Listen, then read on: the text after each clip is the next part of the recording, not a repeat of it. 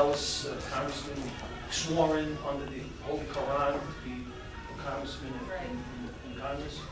Hopefully, I'm concerned that if that comes through to fruition, where the Palestinian Authority government becomes an enemy of this country, I'm concerned that'll bring out whatever as far as radicalism that we have around the country, become more emboldened with the American community. I mean, I don't know. I think that's a bit of a stretch. You think it's a stretch? Think that because they want to look at your Michigan, there's going to be like radical over the hall or something. Oh, I don't know about that. You know, Okay. the thing about Muslims living here is they hated us that much they wouldn't be here.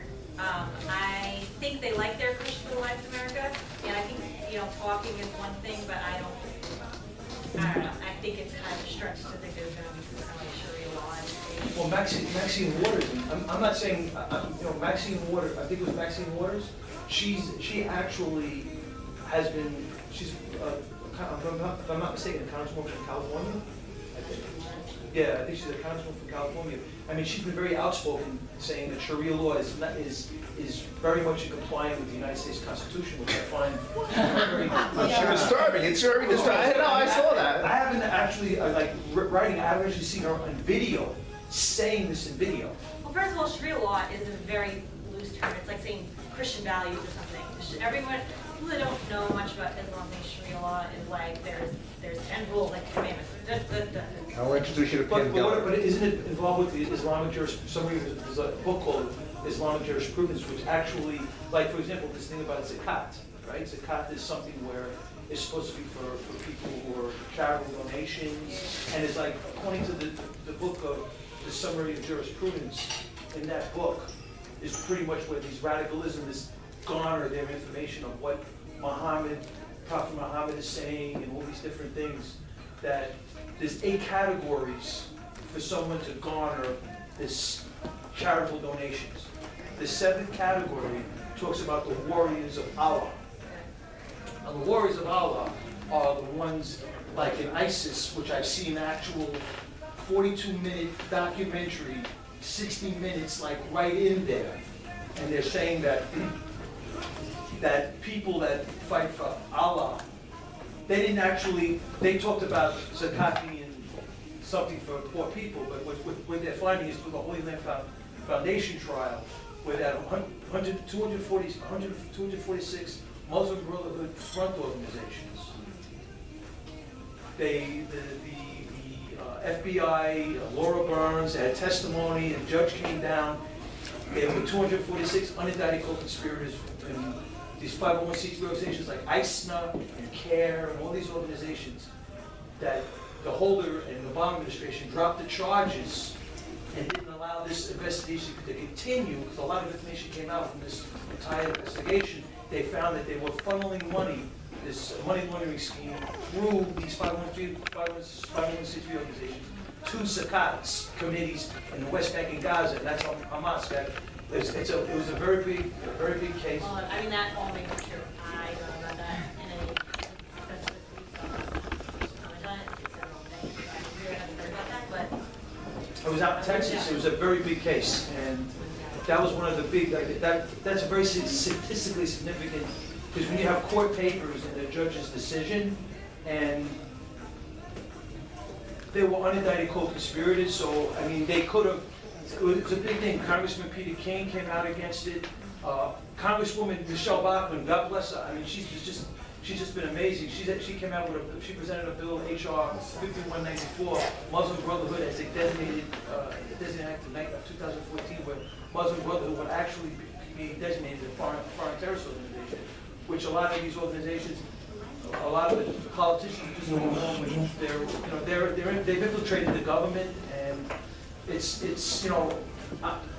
I've been called Islamophobic. I've been called all these different names, racist. But it's a fact. It's a fact. Just look at Europe. Look at Britain. Let them call you whatever they want. I agree. Say I mean, I think it's a point of honor. Exactly. Look at it as a point of honor. If you look at Britain, look at France, look at Australia, the people, like, for example, they go over in ISIS and they fight ISIS, all radicalized, and they come back and they're dropping cocktails on mainstream Muslims that want nothing to do with all this crazy radicalism.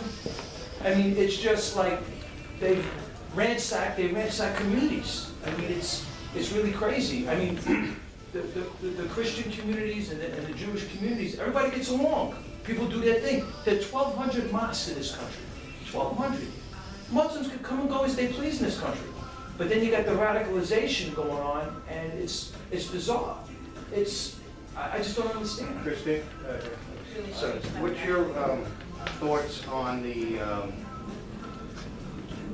President Obama saying that he was holding off signing his executive order? He said holding off doing something in regards to immigration, illegal immigrants becoming citizens or pathway to citizenship. Since you're on the Hill, is that true that that he is going to most likely do an executive order? From what you hear for the Executive order. To allow like 5 million immigrants to become legal. Amnesty after bill. Amnesty for the illegals. after the midterm election.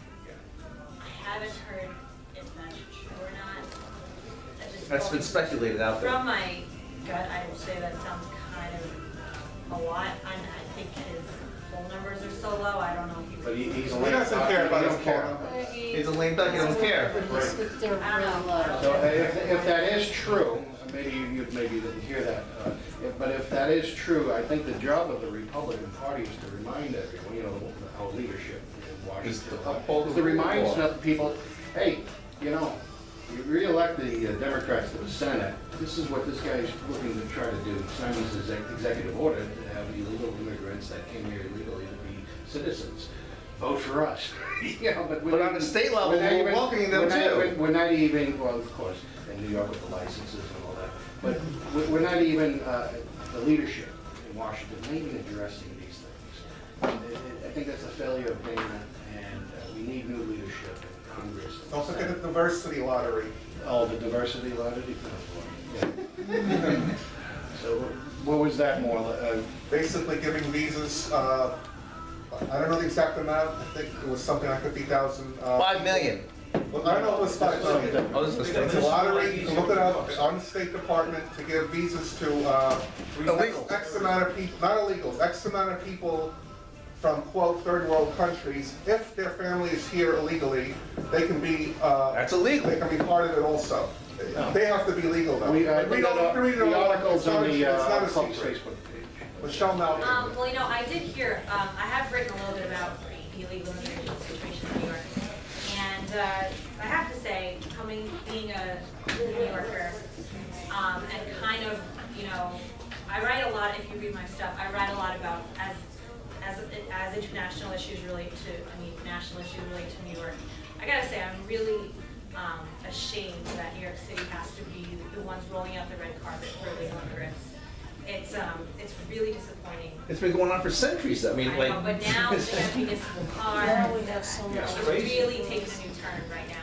I actually heard the other day on the news that any illegal immigrants that are in jail at Rikers, they're not gonna release any information about their immigration status to federal officials. They're But not the president wants to give them voting They're cards. so concerned about the crazy. illegal immigrants in this country, they're not concerned about the legal immigrants. It's insane. We're second-class citizens now, don't you Slap know? in the face of the people that It is. came in here legally, paid thousands of dollars for immigration lawyers, follow the rules of our country. We're saying, it's like you're on a line at a movie theater and a bunch of people cut in front of you and say, hey, usher, well, why do these people cut in front of you? Well, we were a schmuck for staying in line for an hour, Exactly. following our rules. These people are allowed to stand in front of you. Why'd you spend the money for the ticket? So that's what, in a nutshell, that's what it's saying to those people that did it Yeah, legally. they're cutting and came here. for- absolutely. It's a travesty. Alan? Hi, Christine. Just to get back to one of the areas you said you enjoyed in part best, just the entire, I'm just going to call it this because I used to be an anthropology major, did a paper on back in college, back in the day. God, I feel old. Cult of celebrity. So we'll get back over to celebs. Do you see the entire interest and the over exploitation of the celebrities as panacea for you know, American journalists as a way to either deflect or try to move the issue away from what may or may not be their candidate or their issue of choice. If it's a case of, let's say, the economy doing poorly underneath the Obama administration, it always seems like there's a new celebrity, I don't know, maybe a sex tape, maybe it's a, what was it? It's somebody's been caught cheating, something of that nature, but there always seems to be some sort of celebrity revelation that pops up. So do you see it as basically a panacea for the public just to divert their attention from the actual issues? I mean, honestly, I don't think so, but I wouldn't put it past them because like, at least our current administration and Hollywood are so in bed together. It's ridiculous. I mean, like, this is a very obvious example that you guys really know about, but when Oprah was campaigning for Obama when he first ran,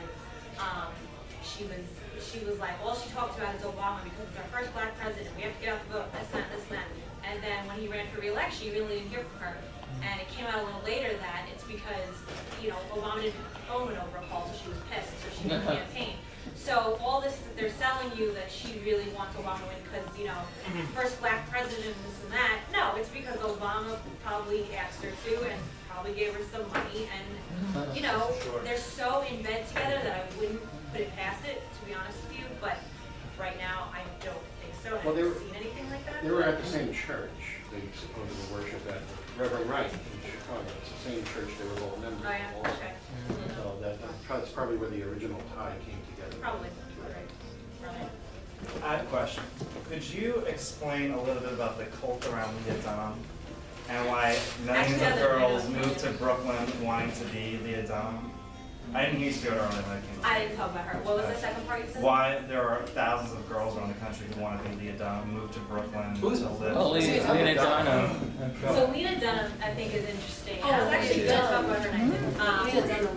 Lena Dunham is a young girl, I think she's my age, and she wrote the show Girls on HBO. And it's like supposed to be like this perfect explanation of the hipster lifestyle. And they live in Brooklyn in the show, they live in Greenpoint. And when it first came on, I remember I tweeted or something that because of this show, Brooklyn is going to become what New York City was when Sex and the City happened. They're all these young girls now are going to move to Brooklyn thinking they're going to fall in love and, I don't know, become a writer or something. That's kind of what happened to me, but I live in Brooklyn. So the thing with Lena Dunham thing is interesting is she's like this new breed of celebrity that's very outwardly political. She just wrote a book about her experiences at 23, 24, and she has said that she's going to speak about the candidates on, what is it, Emily's list, which is all politicians that are running that support like Planned Parenthood stuff. She's going to be talking about that openly, and she's very political, she's very liberal, and she did actually one of my National Review colleagues, Kevin D. Williamson, wrote a big thing about Lena Dunham, and she comes out with PSAs a lot about, you know, when Obama first ran, she did a PSA like, don't you want your first time to be with a politician that cares about you? You know, who needs to Yeah, I remember.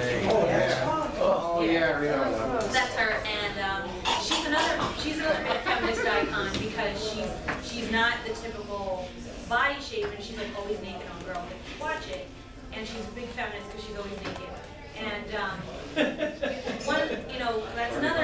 that's another kind of going back to what I was saying about Beyonce. It's like, why is she feminist? Because she takes her clothes off. That's what men want her to do. Why does that make her a feminist? It doesn't matter what you look like. If you take your clothes off, men like you. I mean, that's what you're doing. How does that make you feminist? But Lena Dunham, breed of celebrities, I think are particularly dangerous because she comes off as very cool. She's worth $12 million and she's my age. And honestly, they're really dangerous because they're not afraid of what Republicans say about them or what the right, not even Republicans, but just the right people that aren't liberal say about them. They're very out there with their opinions, and they're very influential because, you know, she goes along with this whole I'm not really Hollywood because look at the way I look. They sell this idea that they're not part of the Hollywood elite, but they are. They all are. So, I mean, as far as goes, I just say, not to watch girls. Don't listen to what she says. Everything she says, like I said, is packaged and it's all meant to sell her as this cool alt girl. And she's not. She's just like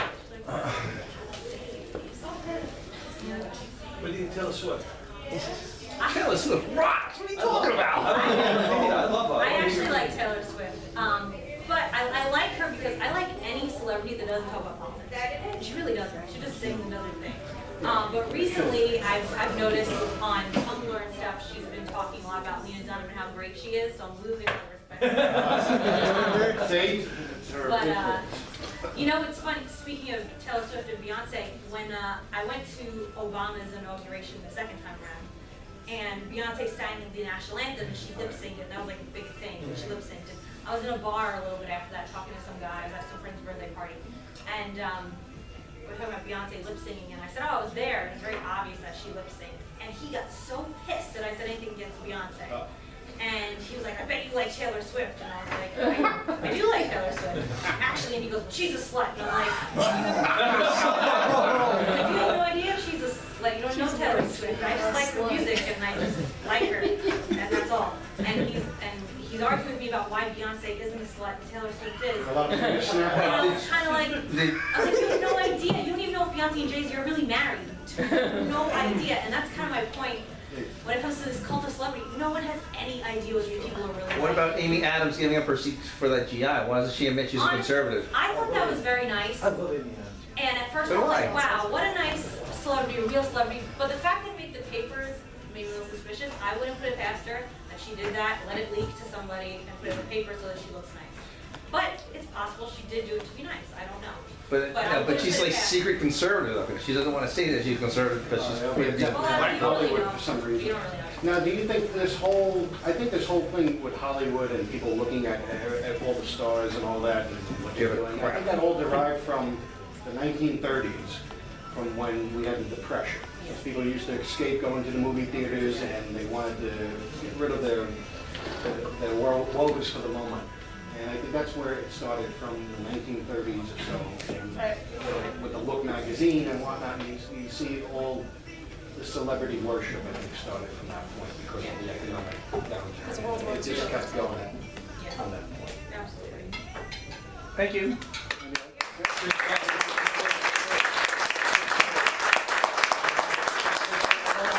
Yeah, I got Glenn, just give me a sec. It'll take 5 years to do this. Excuse me, Glenn, but this is so I could post up the pictures immediately on Facebook like I've been doing, so I'll make it good for the Jewish friends over here. Sheket b'vakasha. That's a Schumer slang.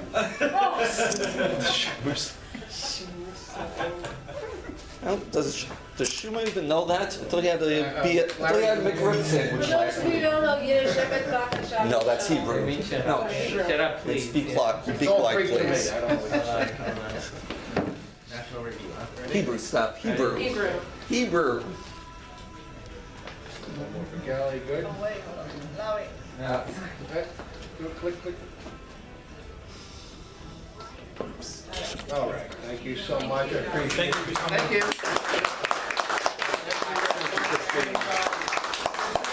A couple things before we wrap up. We still have to do the 50-50 for those still interested. It's 3 for 5, 10 for 10, arms length for 20. Second and third place are the bumper stickers, plus the 50-50. Also, I just wanted to say that we're looking to put together, in the next couple of weeks, Halloween party, Halloween party, grabbing money out. Halloween party, Halloween party. Well, just to help out local candidates that are running for office, to help wave here if you live near Manhattan or the borders of Brooklyn in this district. Also to help out Senator Marty Golden, Assemblywoman Nicole Malliotakis, Congressman Michael Grimm, and all the other candidates that are running, especially, original speaker here from the 46th MS, Lily, I don't know. Yeah, you got it. So to have, help all them out, and we're gonna, in the next 2 weeks or so, you'll be seeing something that we're gonna be putting something together on a Sunday, for a couple hours, come out, maybe, was it Third Avenue, was the headquarters? Oh, can I say something? for all you people who are interested, I'm sure all of the candidates could use us, use everyone here to work the polls.